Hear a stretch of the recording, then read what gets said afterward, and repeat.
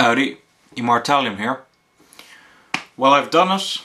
I've read volume 1 to volume 18 of Ouran Highschool Host Club, making it the longest shoujo that I have in my collection now. So what are my opinions on it? Well, first of all, I'll give you a rundown on the plot. Basically, Ouran High School is a school for rich kids from rich families in Japan. And there is a student there called Haruhi Fujioka, who is there on a scholarship. She's actually, they keep calling her poor, but she's actually about middle class, I would say. So she accidentally wanders into the host club, encounters the denizens of it. Basically you have Tamaki, who regards himself as the leader and king of the club, and is full of energy. You have Kyoya, who is the vice president and runs everything basically in order to make it profitable. You have twins, Karu and Hikaru, who basically pretend that they have an incestuous relationship going on. You have Honey, who is an 18-year-old who looks kind of like a 6-year-old or something like that.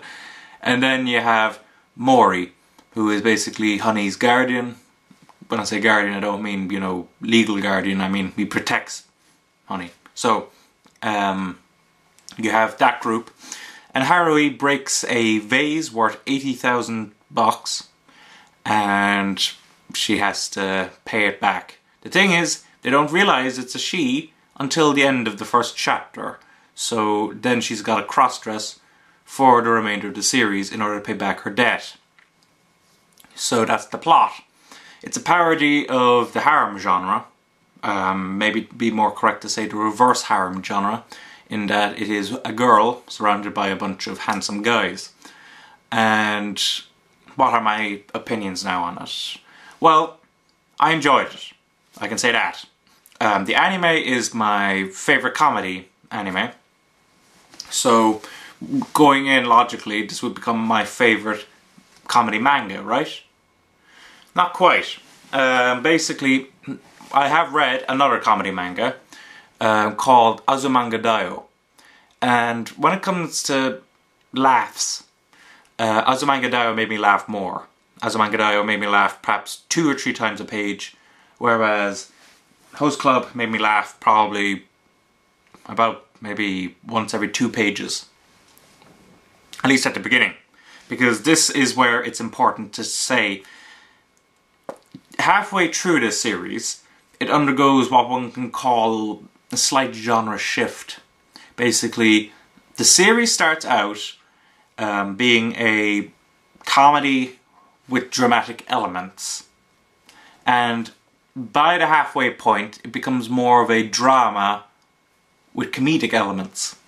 So, knowing that, it certainly can't become my favourite comedy, simply because it kind of gets rid of it a bit after a while. Although, it still retains a lot of great comedic elements, even in its dramatic section.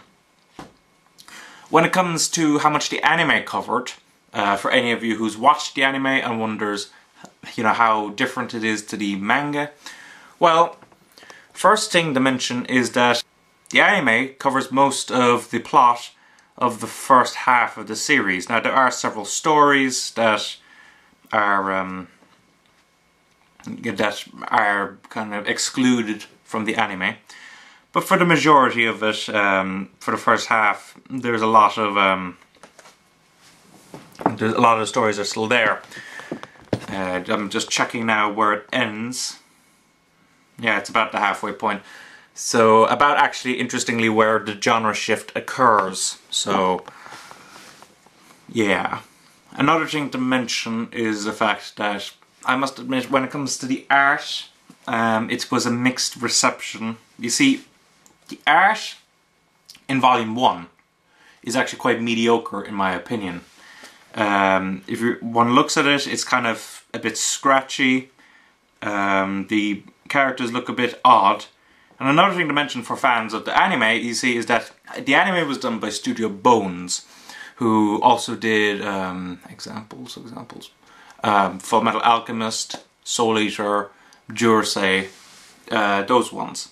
And what they are basically known for is cartoony style. They really like to make the show look cartoony. So when it came to the character designs for the show, they were simplified and made look more cartoony, which had a very appealing look. When it comes to the manga, however, the characters are drawn in a slightly more realistic style, which can be a bit disorienting for those who come in expecting the cartoony look of the anime. Although, by no means is it completely realistic looking. However, by, I would say probably volume 6, the art has developed to the point where it's become quite nice, quite lovely. And by the dramatic elements, it's become a thing of it's become quite beautiful. Lots of lovely looking panel work, and I'll show you examples. First of all, the style that I'm talking about is, let's see, a good example. Actually, why not start off with the one thing she's very keen on is introducing a lot of the chapters showing off the host club dressed up in their garments. Now, it's quite mediocre when comparing this to the anime.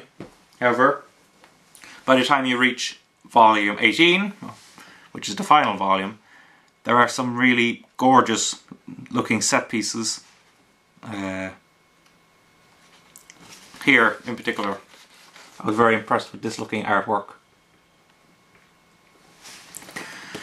So the art does improve if you move into volume 1 and you say, hey, the artwork isn't nearly as good as the anime.